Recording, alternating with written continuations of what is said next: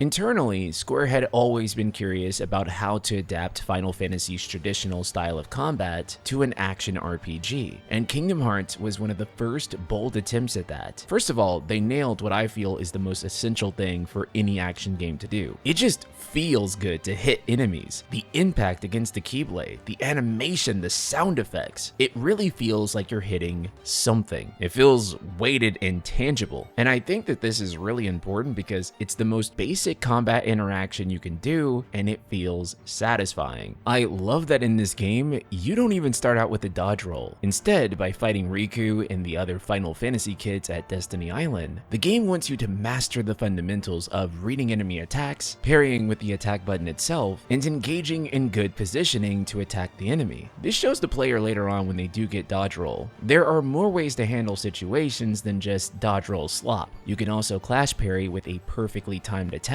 and it'll reward the player with tech points. Overall, Kingdom Hearts is a game that feels really simple without managing to feel brain dead, and it's also not nearly as demanding input-wise as other action games. For example, in games like Devil May Cry, the emphasis is on style, with the player inputting complex button combinations to perform combos, and then of course memorizing those various inputs in order to chain them together. Kingdom Hearts, being a command RPG, isn't about the precision of these types of inputs.